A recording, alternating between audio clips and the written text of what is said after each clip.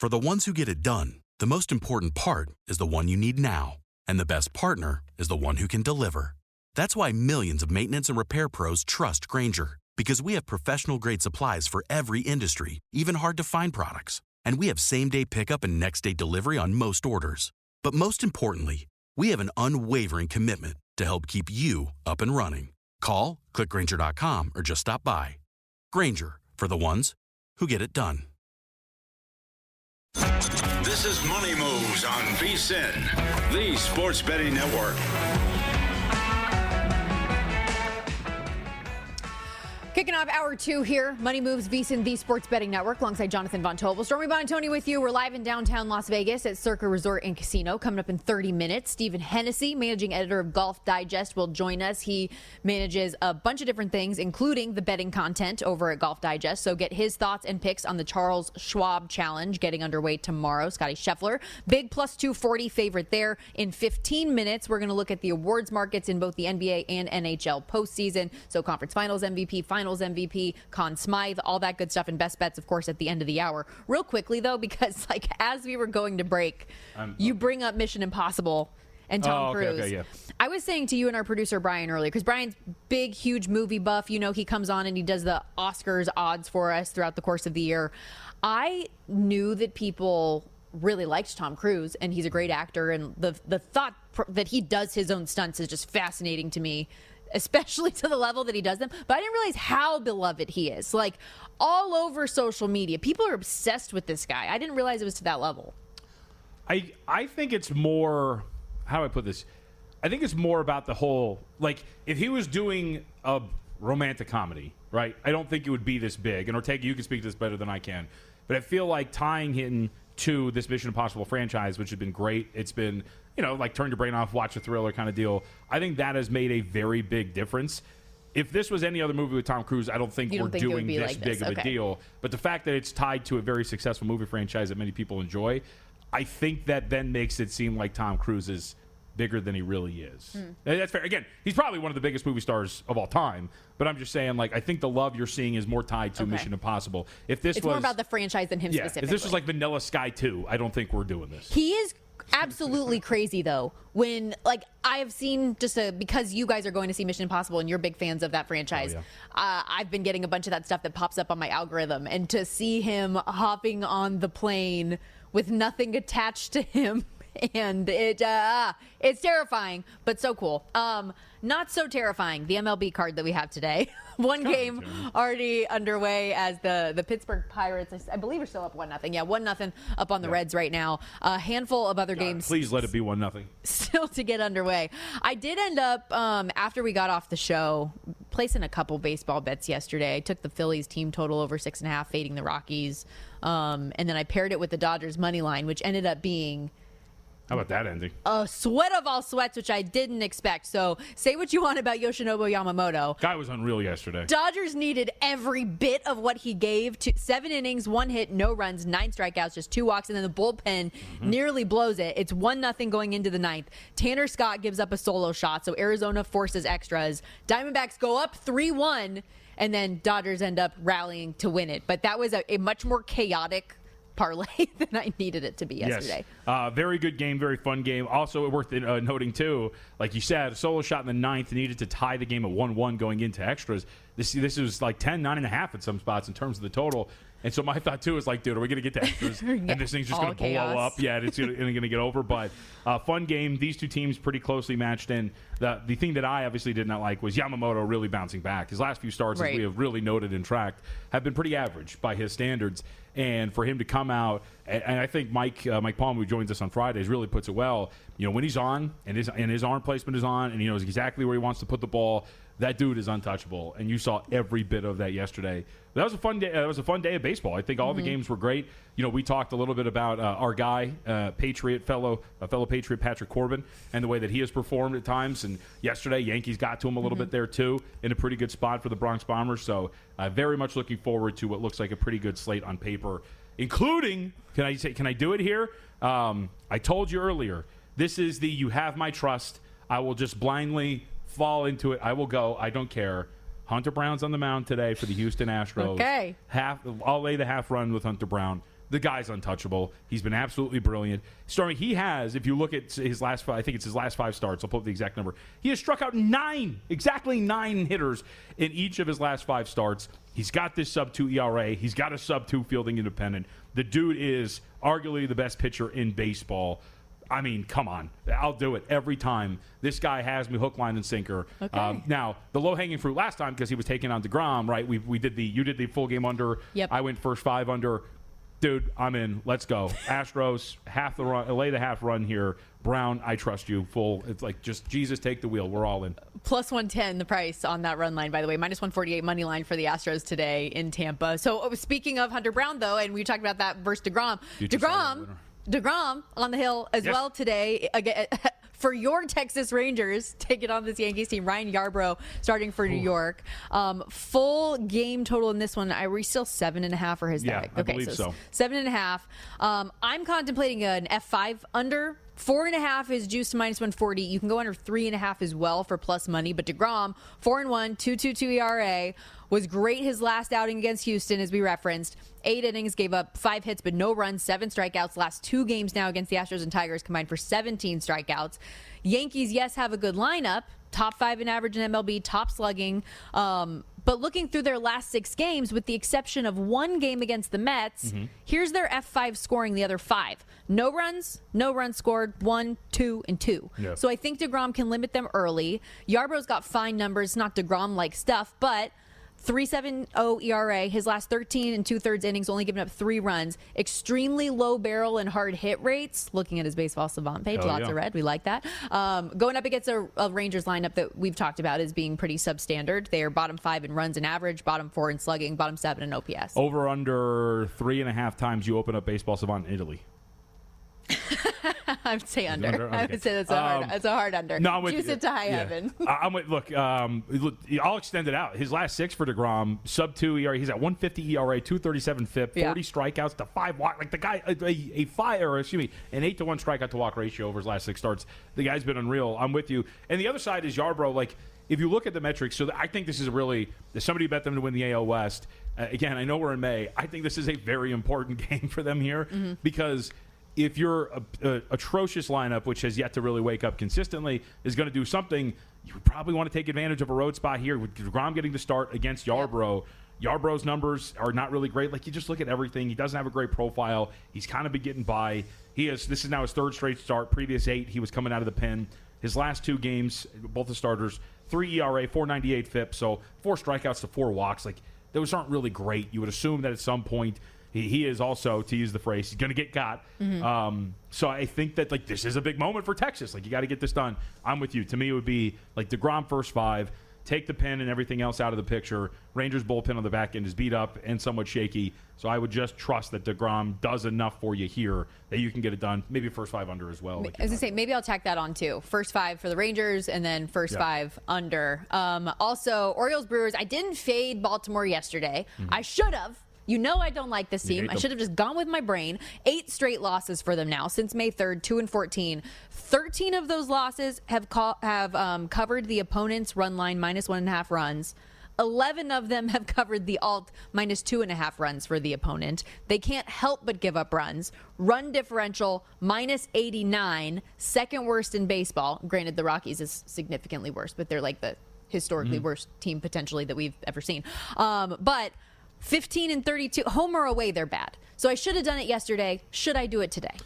You know me. We've talked about him a lot. Tomoyuki Sagano is going to get the start here today.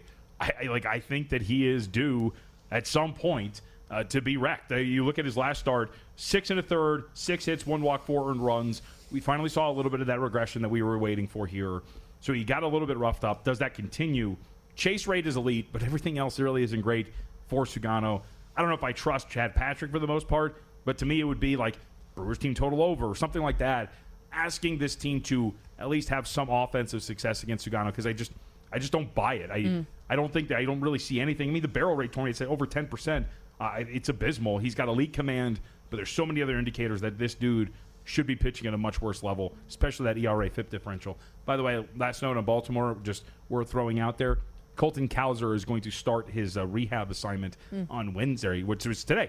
So maybe some reinforcements coming pretty soon for a lineup that has not been good. It's just absurd to think that this team preseason, like in the summertime, in the early off season, like was second on the board in the AL East. You okay? No, not at all. What the hell was that? I hope you're all right. Was like I said, the second on the board in the division, and now look at where they are again, a minus 89 run differential right now.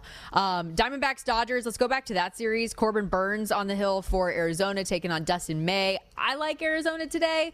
Burns coming off a 10 strikeout performance his last outing. Yes, it was against the Rockies, but hasn't given up more than 2 runs each of his last 5 starts, and that's against the Dodgers, the Mets, the Cubs in that era.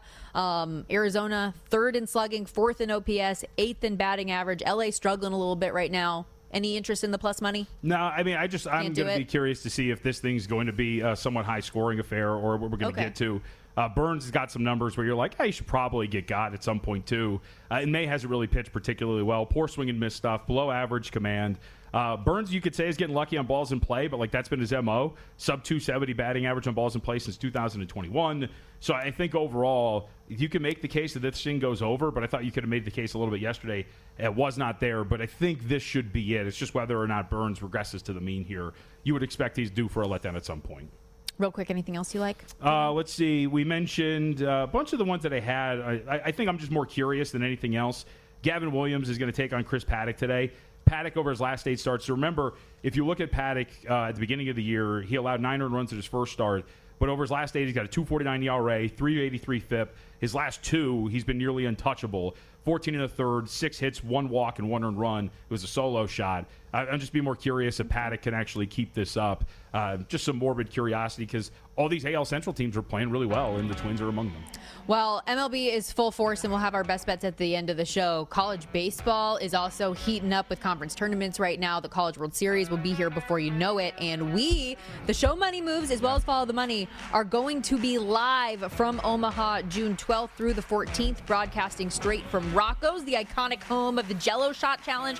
If you're in the neighborhood, if you're going to the College World Series, stop by, hang out with us. But really excited for that special edition of Money Moves coming up in June.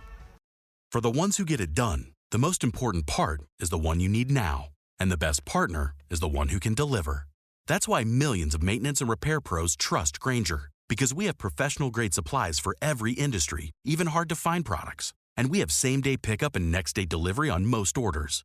But most importantly, we have an unwavering commitment to help keep you up and running. Call, click Grainger.com, or just stop by. Grainger, for the ones who get it done.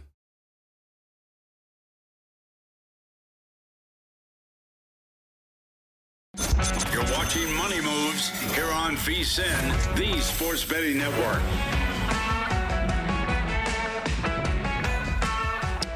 Okay, so last night we saw the Thunder put on an absolute clinic in the second half against the Minnesota Timberwolves. Still TBD how tonight's going to transpire. The Knicks, a 4.5-point home favorite in Game 1 against the Pacers as the Eastern Conference Final kicks off. We talked a little bit about that game earlier, but I wanted to talk big picture as far as some of these awards markets go. Sure. Eastern Conference and Western Conference MVP, Finals MVP, maybe if there are any standout names. So where do you want to start? I mean, I want to start with the general point, which is, are we stupid for trying to go anywhere else but the top guys? Because again, I'll go back to voters are simpletons. We can point to so many instances where guys in any single sport probably deserved to win an award that he did not get in these final series. Where are we just fools for not going, all right, cool. Jalen Brunson, Eastern Conference Finals MVP. Tyrese Halliburton, Eastern Conference Finals MVP. Shai Gilgeous-Alexander will lay minus 550. And then for the Finals MVP, whatever team that you feel like is going to win, just bet those guys.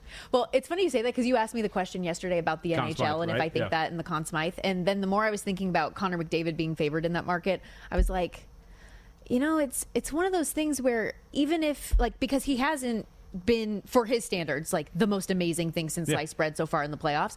But even if he wasn't the most deserving, because of the Oilers' track record and getting to this, you're not giving it to anyone but Connor McDavid if the Oilers win it all, right? So, I mean, last year, even when they lost it, he won. So I feel like if they win it, even if he's not the top performer in the conference finals and Stanley Cup final, he would still be the pick if the Oilers win it. But we'll get to Conn Smythe in a bit. But I was thinking about that specifically with him. Yeah, I think if we were to rank the teams on probability of non-star winning, right?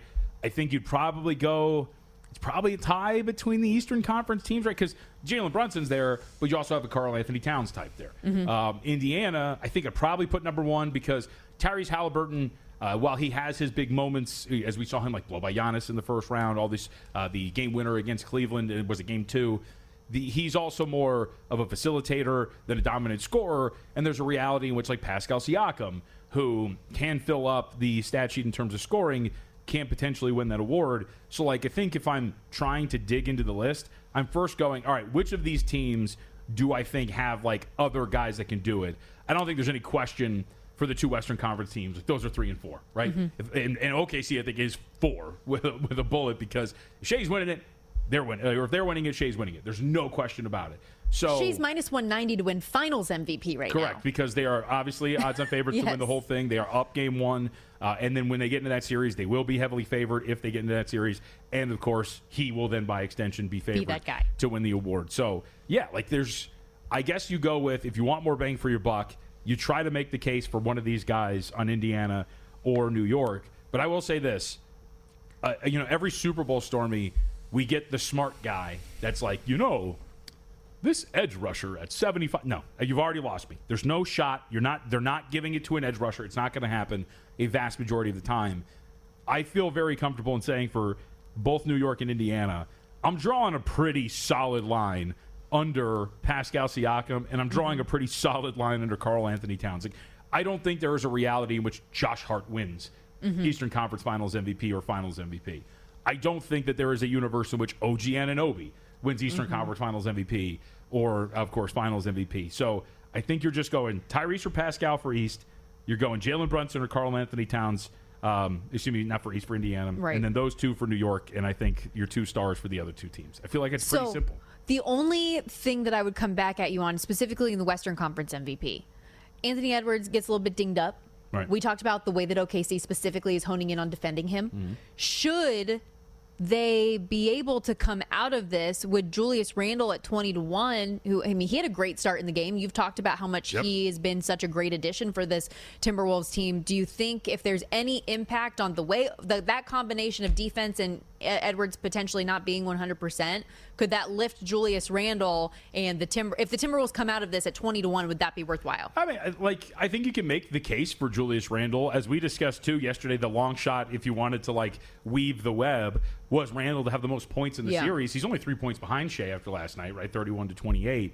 So, you could probably do that. I think that's probably a fair case to be made. I think that there's definitely a path in which you do it. I'll make the nerdy reference, right? The all the different timelines, right? Which timeline are we on? There's probably a bunch of different universes that split off from us in which Julius Randle ends up winning a Western Conference Finals MVP. But the probability of that happening, I still think, is shorter than what is out there in that market. So, because here's the thing, as we talked about yesterday, or excuse me, with this game earlier in the show, Anthony Edwards has to do more. They need more than 13 shot attempts from him. They need more than just 18 points from him. And I don't think they win unless he does more. And I just don't know if there's a universe in which they win that series and Anthony Edwards isn't the driver for that series overall. Okay. Which is why he's a long shot, right? Like this, again, we're trying to make the case. But these markets are always so fun because I want to look at it and go, Andrew Nembhard's shooting 50% from 3, and he's been a total playoff riser. And I could see a scenario in which he comes out. Absolutely can't bet it because of what because these are humans that vote on these awards, Correct. And humans are going to do what humans want. I will tell the story one more time. Eastern Conference Finals MVP, Caleb Martin, 45-1. Yep. Heat Celtics. Reggie Miller on the broadcast saying, "There's your MVP," after he hits a 3, and then 20 minutes later voting for Jimmy Butler. No more ridiculous thing in the world. And I remember when you brought that up the other, I was like, yes. That I can't believe he did that. That was such a big talking point afterwards because he makes that statement on national television and then votes the other way. Multiple. Tim Bontemps did it too. Tim Bontemps in one of those Hoop Collective podcasts before a Game 7 had said that Caleb Martin was his MVP, but that down the stretch of Game 7, apparently Jimmy Butler did something enough that was going to get ridiculous. To the point of, and again, it's not to call out those 2 individuals, but those are 2 great examples of, like you're saying, these are people who generally gravitate toward the low-hanging fruit. I will never forgive the award voters who gave Ochai Agbaji Most Outstanding Player that year in the Final Four. He did not deserve it in any way, shape, or form, but he was the projected lottery guy, best player on the team, and so they gave it to him. And I think it's very hard to escape the gravity of these stars when it comes to these awards. While we're talking all things playoffs, no better time than the playoffs to check out all the sharp plays at sharpplays.com, where real bettors go to get ahead. Since 2011, Sharp Plays has been locked in on what the real pros are betting, bets that are actually moving markets. And when you sign up, you'll gain access to not only the bets, but all of Sharp Plays' powerful AI tools and betting records, plus real-time alerts and updates through email or X. But perhaps most importantly, betting logs live and available to see on the site each and every day. Don't take our word for it. Check it out for yourself when you head over to sharpplays.com. That's sharpplays.com. And whereas I feel like in the NBA markets, you would, like, there's not as significant of a difference between the MVP odds and the championship odds. Like Shai Gilgeous-Alexander is minus 190 to win finals MVP, but OKC is minus 200, right? So it's a 10-cent difference. It's not that dramatic. In the NHL, we do see more significant changes in this, like Connor McDavid being plus 350 right now to be your Conn Smythe winner here. Meanwhile, it's a different price when it comes to Edmonton to win it all. I think that in this market, you would want to, like, there's more interest. Like if you're betting Edmonton, I would prefer to bet Connor McDavid in this market because I think if Edmonton wins, he's going to get it. Mikko Rantanen is your second shot at 4-1. Sergei Bobrovsky at plus 550, I think, is the most interesting because Florida has so much spread out scoring. So you can approach this one of two ways. In that, well, Bobrovsky in net makes the most sense at plus 550 because of the numbers that he's had. He's had enough of those marquee moments, at least earlier, to warrant this price. Is he going to be a brick wall again? Like, he is kind of the standalone singular player. Looking through their full roster, they have, 8 players who are within 3 points of each other to lead their team in points. Listerainen leads the way with 13. He's 100-1 in this market. He's not going to be somebody that is picked for Conn Smythe in my brain. Brad Marchand, 30-1. He's got 12 points. Barkov and Reinhart have 11. They're 11-1 and 15-1 respectively. Kachuk, Lindell, Bennett, all have 10. Sam Bennett actually leads the team in playoff goals with 5. He's 75-1. So it's like, do you want to take a shot on one of these players and see, will one of them really come alive in the Eastern Conference and Stanley Cup final? Yeah. Or do you go with kind of the safer pick for Florida, if you believe in them, that if they get there, Bobrovsky's the reason why? I feel like it's Bobrovsky, right? I think so. Like, that's it. And especially with the way they're playing. I mean, it's all going to start with him. The times that they have looked their worst is when Bobrovsky's looked his worst. And the times when they've looked their most dominant is when he has been dominant. And he'll always give up a clunker, but he'll make up for it by being a brick wall the bulk of the series. I was curious, last 50 seconds, I'll ask you a loaded question.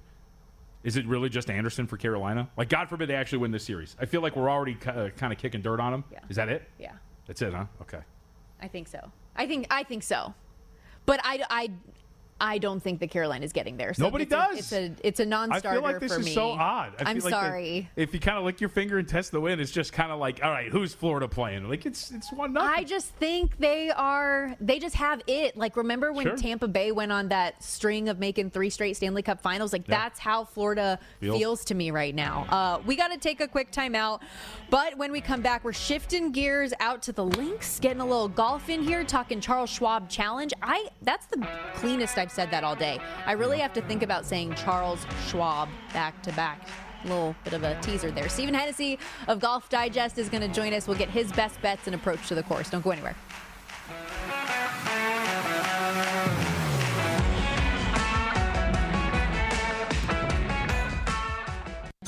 You're watching Money Moves here on VSiN, the Sports Betting Network. Back here on Money Moves, Stormy Buonantony, Jonathan Von Tobel with you. Time to turn our direction to a little PGA talk. The Charles Schwab Challenge set to get underway tomorrow. And to help us break it all down, excited to welcome in on the Progressive Guest Line, Stephen Hennessey, Deputy Managing Editor of Golf Digest, oversees all of the betting content, also host of The Loop pod. And Stephen, I have a million questions for you as it pertains to this tournament, but I'm going to start with the low-hanging fruit here and the fact that Scotty Scheffler is a plus 240 price. How are we supposed to bet this thing, especially when the top golfer at the board is that cheap? Yeah, it's tough. And the last time the tour was in Texas, he won by 8 shots. And he comes to the PGA Championship, bogeys the last hole, still wins by 5 shots. But, anyone who watched that tournament knows it was closer than that. John Rahm had a great chance. Bryson kind of blew it on Saturday. Scotty certainly makes golf look easy at times. I'm willing to bet that he doesn't do it for a third straight week. And, that's tough. The outright odds are telling us this is a foregone conclusion. And if you think it is, a lot of the books have the betting without Scotty Scheffler option. So if you want to, be less risky, that's definitely, an option. However, you had the stress of winning a major championship. The last 9 holes, it was not easy. He was tied playing the 12th, 13th, 14th hole. A lot of things happened around him, and he won it, kind of like the way Tiger Woods would let people make mistakes around him in his heyday. But it was not without stress, and that's a lot to then turn around the next week. So I'm going to give you guys some plays, and I believe in them. I think if people believe Scotty's going to win, bet the outrights on the betting without Scotty Scheffler market. Go with the top 10s, top 20s, and matchups. There is a way to bet it without Scotty, thankfully. Yeah, and by the way, Circa and other spots do offer, Stephen, yes-nos on these events, so you can lay minus 260 here on Scotty Scheffler not to win this tournament and just take everybody else. Yeah, that's you're taking 155 golfers against one. The outright odds are telling you he has, what is it, implied odds of like 42% to win. It's crazy. I'm not going to take that, but, I do have some guys who I think could contend against him for sure. Well, before we get to some of the specific players and bets that you have, when it comes to this course layout, like what are some of the skill sets that bettors should be looking out for? What matches up well with this course, and how much do you take their current form into account as well? Yeah, Colonial Country Club in Fort Worth is a really unique course on the PGA Tour. Most courses these days, it's just all about hitting it as far as possible. Bombing driver as far as you can, and not worrying about anything else from there. But Colonial is one of the rare courses where you have to be accurate off the tee. There's more of an advantage to be had if you hit a fairway at Colonial than if you're further distance-wise when you look at the strokes gained data. So that makes it a very rare course on the PGA Tour. It is pretty short. It's less than 7,300 yards as a par 70. That makes it unique. So, these guys are still going to have a lot of wedge shots into these greens. We tend to see guys who have hot putting weeks contend. Putting is not always the most predictable stat, but I do think you need a little recent form with strokes gained putting to see, guys who have hot putters coming in. I like to look at that at least to kind of affirm the bets that I have. So, you're looking at guys who excel on short positional courses. These guys who are shorter off the tee, these are the types of weeks where they have to make their bread, because most courses, most weeks, they're kind of out of the running because the bombers, really play to their advantage. So, guys who are accurate off the tee, hot putter, really good wedge player, that's kind of the recipe for success here.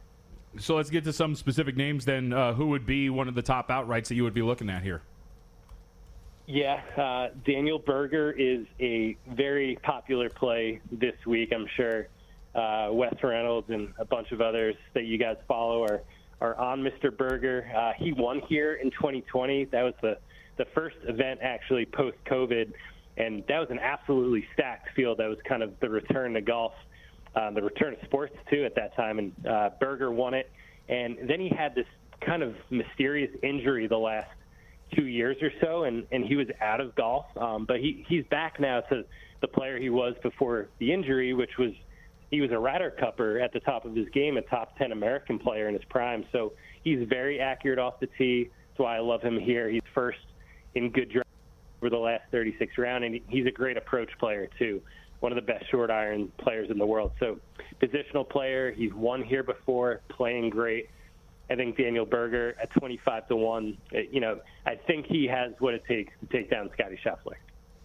As you build out your portfolio, in addition to Daniel Berger, are there other guys that you have in the outrights? Are you looking at any top 5s, top 10s, top 20 markets? What else stood out to you this tournament?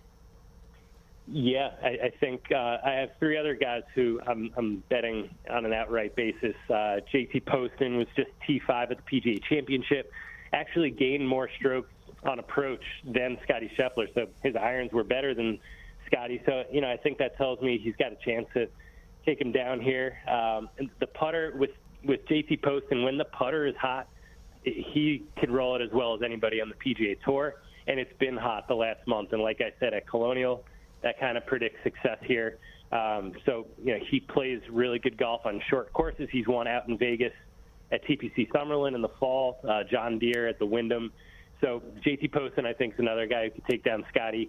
Ben Griffin is someone I bet outright. You might want to bet him without Scottie Scheffler in that market, because I'm not sure I trust Ben Griffin to take down Scottie. I'm a little delusional making that bet, so maybe be smarter than me. But Ben Griffin has been, a top 15 player on the PGA Tour this year, won the team event with Andrew Novak a couple weeks ago. And again, a great player with his irons, middle irons, short irons, has gotten a lot better off the tee and could get a really hot putter too. So Ben Griffin, I think, is trending toward an individual victory to match that team victory. And Eric Cole was the last one. Again, short hitter, but great wedge player.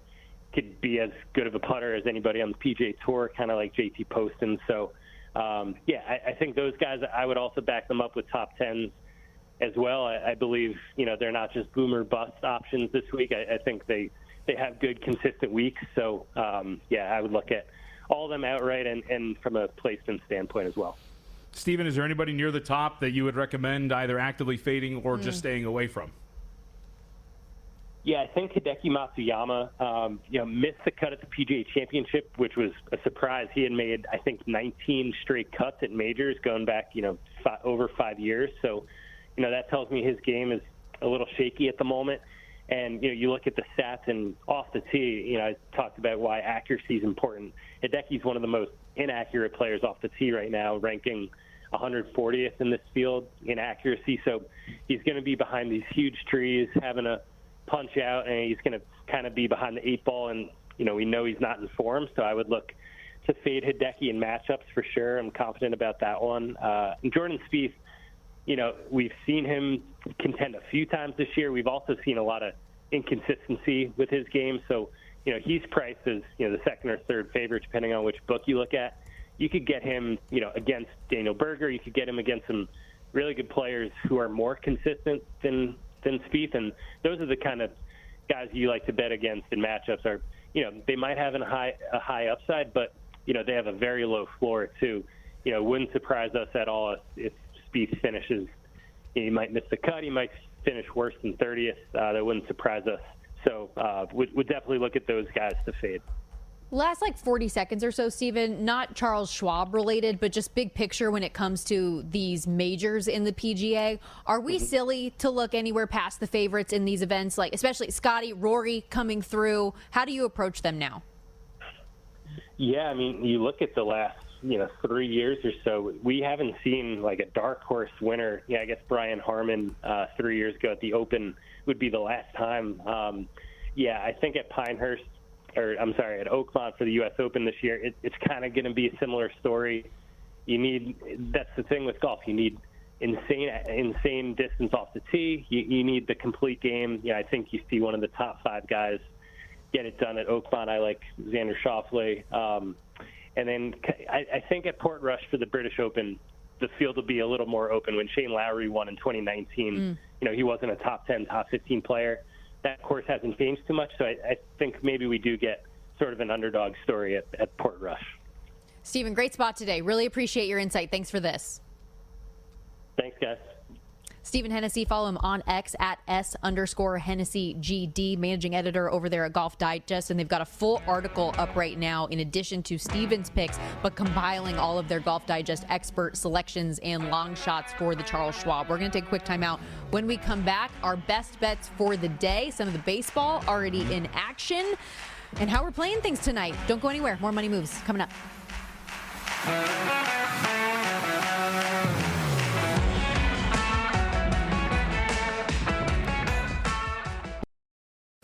If you work in quality control at a candy factory, you know strict safety regulations come with the job. It's why you partner with Grainger. Grainger helps you find the high quality and compliant products your business needs to inspect, detect, and help correct issues. And the sweetest part is, everyone gets a product that's as safe to eat as it is delicious. Call 1-800-GRAINGER, click Grainger.com, or just stop by. Grainger, for the ones who get it done.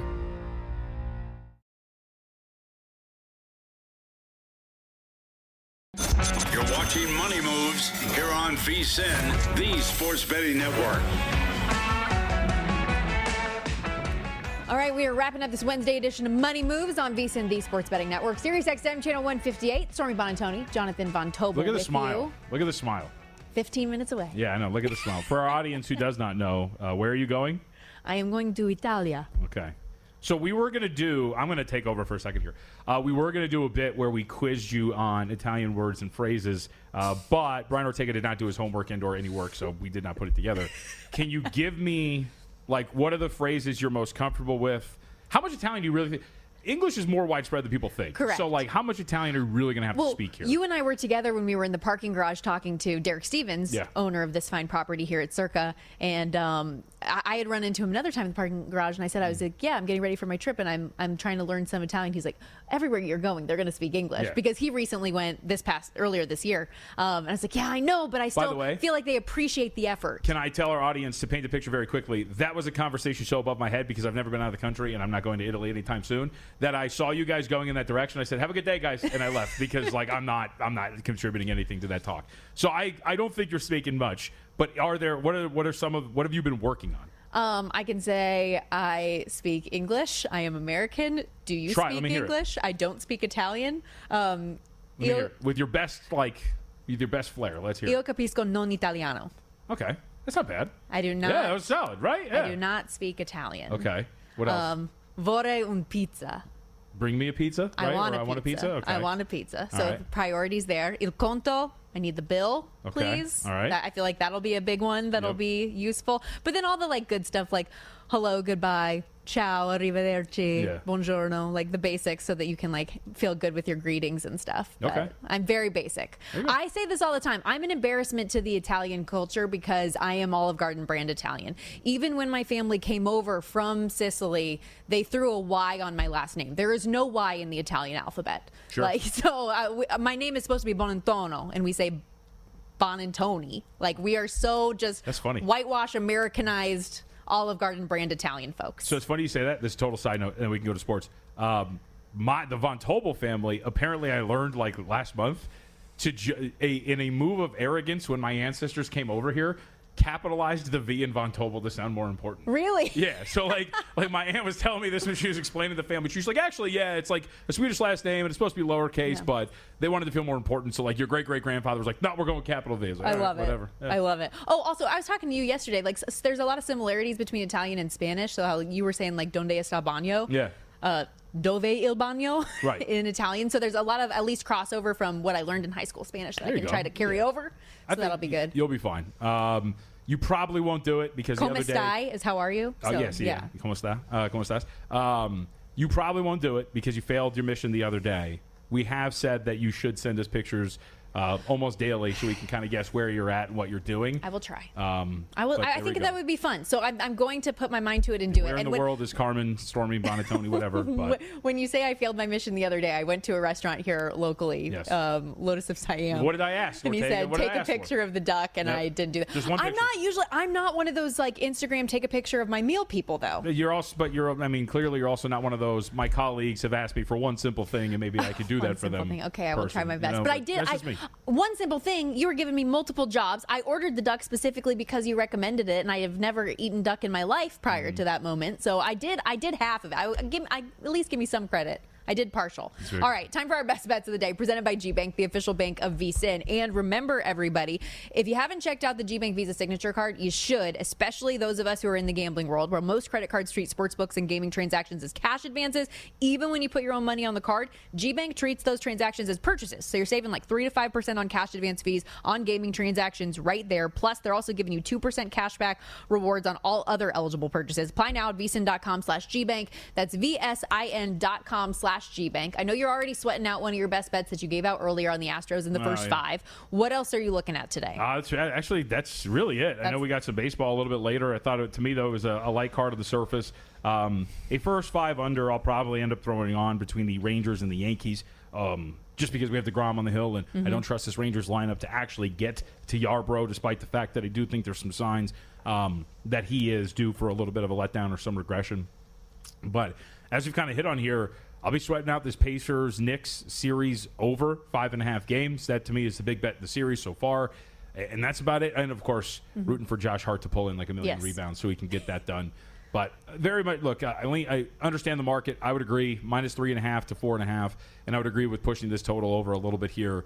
But I will fully admit that, especially after yesterday, my read has not been the greatest on these postseason games, so I'd rather bet some of these large sample size things like over 5.5 games for the series. Sit back and see what happens. I've been having a lot more success on my series bets than I have my individual game bets, like with the hockey stuff, because that's supposed to be my thing, and I was feeling pretty confident there for a while. The first round, what they say? Oh my gosh, my first round went so well, JVT, and then after that, it's just like on a game-by-game basis. Your girl be struggling. But we hit a prop last night. We'll see if we can do another one today. I do like Leon Draisaitl to score an anytime goal. We talked a little bit earlier. Just the fact that he is on a 3-game goalless streak is so uncharacteristic from him. Yes, it's wonderful that we're getting all this depth scoring and production from Edmonton, but you also need your top guys to be your top guys. And I think especially early on in a series, on the road, he's the type of guy that you need to step up. So plus 120 for an anytime goal for him. Prior to this drought, the last time we saw him go on a goalless drought of 3 games or more was in January, and that was like, that's just not normal for what he does. So instead of a game play, I'm going with a prop there. You mentioned the Rangers-Yankees. I am also on that F5 under, and I think I'm going to roll with the Rangers too in the first 5 just in general for DeGrom, kind of following that thought process that you had earlier. I was looking, and as I mentioned earlier when we discussed like just the MLB card in general, the 5 of their last 6 games for the Yankees, run scoring wise, 2 was the cap of runs that that lineup actually produced. No runs, 1, 2, 2. So I think DeGrom should be able to limit them early. And with this Rangers batting lineup, I know that they're not great, but I think we can at least get a little bit against Yarbrough. What I am hoping you'll give me some advice on is I'm trying to figure out what to do with the Phillies and Rockies. More often than not have been fading the Rockies, and it has been fruitful, but it's just a matter of trying to find different ways to do so. I ended up on the Phillies team total yesterday. It's at 6.5 today. Even the run line is juice -155 now. It's been bet out there, so it's like you're only even getting bang for your buck if you're doing the alt -2.5 run line in some of these cases. Taijuan Walker on the hill for Philadelphia, 2.62 ERA. Carson Palmquist for Colorado, young guy, made his MLB debut last week against Arizona. It did not go well. 4 innings, gave up 5 earned runs on 6 hits while walking 1 and failing to log a single strikeout. Not going to get easier against this Phillies lineup that's 3rd in Major League Baseball in batting average, 6th in OPS, 8th in slugging. So I want to back Philadelphia. I'm just not sure the best way to do so. I mean, I think you probably just, if you want to go, you can go team total over if you want to for Philly. Right, if you think that that's there. You could find some first 5 team totals if you want to go just specifically against Palmquist, if that's the case. Again, like you mentioned, very small sample size of data. The AAA and beyond numbers are relatively solid, but I don't know if that's going to manifest here. But I'll say this. I mean, look, it kind of goes back to the why not that I threw out there. Man, look, if you think there's value in fading this Rockies team, I wouldn't be hesitant to lay a $1.55 on -1.5 runs. This Rockies team stinks, and the Phillies offensively have been great. You mentioned Walker; his numbers are relatively solid across the board. You know, if you're rolling with this strategy that there's some value in fading Colorado, then inherently there should be some value in still laying like a $1.55 -1.5. Be like Nike and just do it. Yeah, just lay it. Phillies have scored. Now that I'm looking at their game log, 7+ runs in 4 of their last 6. and both of the games in Colorado, and then Rockies have allowed 7+ in 5 of their last 6. So I feel like that team total is very reasonable, and yeah, the juice on the run line I think is probably worthwhile because they cover it more often than not. Hell yeah, brother. Hell yeah, brother. Are you going to be waking up at 2 a.m. to watch hockey? I don't know what I'm going to do. How are you going to, like, I will say, I very much decree that this is ridiculous. So you're our hockey person, and you're leaving in the middle of the conference I'll be back for finals. the Cup final, though. I'll be back. It's like me leaving during the So I I'll guess tell the you NBA what finals, happened is because I haven't taken any vacation since football, and so my thought process was, it's like, okay, if I'm going to be doing some sideline, it wouldn't go into the conference finals, and I was like, maybe I can just get a breather. And weather-wise in Italy, this should be a really good time before it gets hot in the summer, because if I wait until after June, that's when it really starts heating up. And so I just don't know what I'm supposed to do here, strategically, at the time, it made 10 sense in my brain. I will do better next year. Okay. Is that fair? Sure. But in my brain, I was like, oh, yeah, the weather's going to be really nice in Italy in May, and then I'll still be back for the Cup final. It made sense in my head. It's not the biggest event ever, but I'm not here during the NBA draft, so good luck. Oh, no. Yeah. Wait, really? Yeah, I'm out. Ah. There you go. Okay. It's just one day. So we're going to get some great guests that week, ladies and gentlemen. Have no fear. We will figure it out.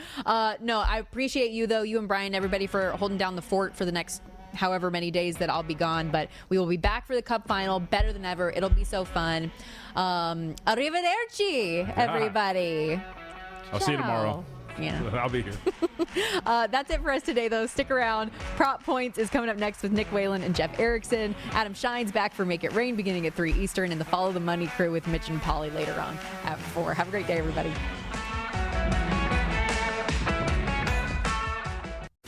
If you work in quality control at a candy factory, you know strict safety regulations come with the job. It's why you partner with Grainger.